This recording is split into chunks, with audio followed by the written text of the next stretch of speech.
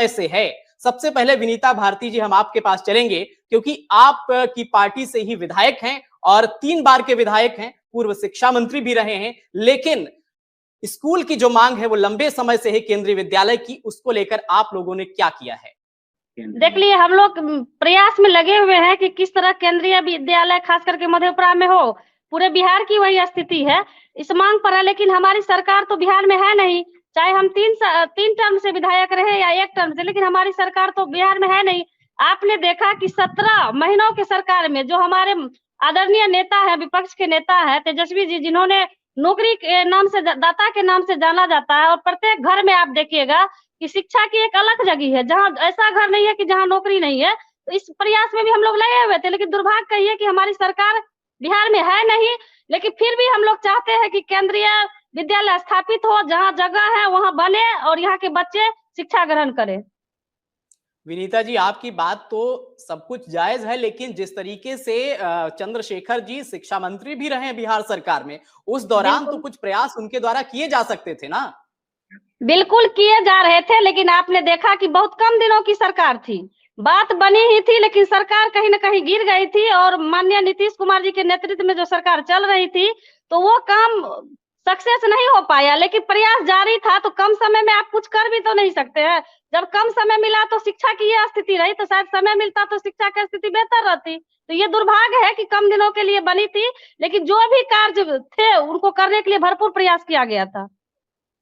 जी, दीपक कुमार जी, आपको क्या लगता है शिक्षा की स्थिति आपके क्षेत्र में कितनी बेहतर है? विद्यालय की जो मांग है उसको लेकर क्या काम हुआ है? विनीता भारती जी, जिस तरीके से आपके क्षेत्र का ये मेडिकल कॉलेज है और माना जाना मेडिकल कॉलेज है, आप यहाँ पर इतनी समस्याएं हैं, लोगों को दिक्कतें हो रही इलाज में, आप लोगों के द्वारा क्या मांग की गई है सरकार से? देखिए, सबसे पहले तो मैं पूर्व मंत्री जी को पूछना चाहती हूँ कि सरकार आपकी है, तो सरकार ने जो आपके यहाँ जननायक कर्पूरी अस्पताल, जो रेफरल अस्पताल बन के रह गया है, तो उससे पूछिए कि वहाँ अल्ट्रासाउंड डॉक्टर है, न्यूरोसर्जन है, वहाँ के मरीज रोज दम तोड़ रहे हैं, लेकिन डॉक्टर समय पे नहीं बैठते हैं। खास करके विधि व्यवस्था की क्या स्थिति है, हम लोग रोज जाते हैं मेडिकल कॉलेज, हम लोग को पता है कि वहाँ किस तरह मरीज दम तोड़ते हैं, किस तरह एक ब्लड के लिए लोग व्याकुल रहते हैं, लेकिन वहां किसी जनप्रतिनिधि के कान में जू तक नहीं रेंगती है। इतना कहिए कि वह नीतीश कुमार जी द्वारा 1,000 करोड़ की जो अस्पताल है, सिर्फ रेफरल अस्पताल बन के रह गई है। बहुत दुख होता है। इससे अच्छा यदि मधेपुरा में वह नहीं भी रहता अस्पताल, तो गरीब लोग कम से कम जाकर के यहाँ सदर में इलाज कराते, लोगों की जान बचती। और आप खुद कह रहे हैं कि सदर की भी हालत अच्छी नहीं है, तो ये दुखनीय है ना। आखिर क्या हो रहा है? कम से कम आप लोग जैसे जनप्रतिनिधि रह भी चुके हैं सत्ता में, तब भी मेडिकल कॉलेज की ये हालत है, तो दुख होता है कि गरीब मर रहे हैं लोग। यहाँ जगह जमीन बेच करके इलाज कराने जाते हैं प्राइवेट में, वहाँ लूटा जा रहा है। तो दुखद है, जहाँ एक न्यूरो सर्जन नहीं है, अल्ट्रासाउंड नहीं है, ब्लड की कमी है। मैं कितना गिनाऊं आपको? ये दुर्भाग्यपूर्ण है। ऐसे ऐसे जनप्रतिनिधि जिनको समाज की चिंता नहीं है। मैं किसी का विरोध नहीं करना चाहती हूँ, ऐसा नहीं है कि मैं राजद से, तो मैं पार्टी की तरफ से बोल रही हूँ। एक मानवता भी होता है इंसान का, कि लोग मर रहे हैं, आखिर सहानुभूति तक प्रकट करने नहीं जाते हैं। क्या बात करते हैं पत्रकार महोदय? बिल्कुल, हम वही सवाल कर रहे हैं विनीता जी, आप इस तरह से अपनी बात क्यों रख रही हैं? हम वही सवाल आपसे कर रहे हैं और वही सवाल हम सत्ता पक्ष के नेताओं से कर रहे हैं। राजीव जोशी जी, लगातार हम लोग धरना के माध्यम से हो या लगातार मांग यहाँ पर जाकर के मिलते हैं, सदर में जाकर के मिलते हैं, मेडिकल कॉलेज में मिलते हैं, तब जाकर के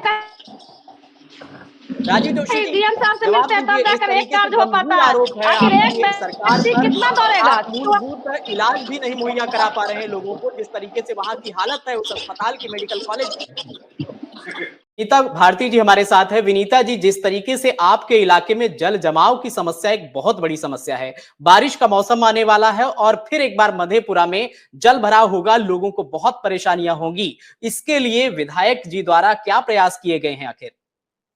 के सबसे बड़ी दुख से हूँ, राजद की तरफ से प्रतिनिधित्व कर रही हूँ, तो एक अच्छी बात है। लेकिन हर चीज में आप विधायक जी, अच्छी बात है, अभी मेयर इन्हीं लोग के पार्टी से है, और इन लोग को पूछिए कि अभी तत्काल के आज की बात है, लगातार जहाँ सीएम मुख्यमंत्री जी आकर के रुकते हैं, मुख्य मार्ग है सड़क का, वहाँ की क्या स्थिति है? नालों का ढक्कन टूटा हुआ, पानी। विनीता जी, जो बड़े मुद्दे हैं, सरकार के स्तर के मुद्दे हैं, रेल फैक्ट्री की बात हो रही है,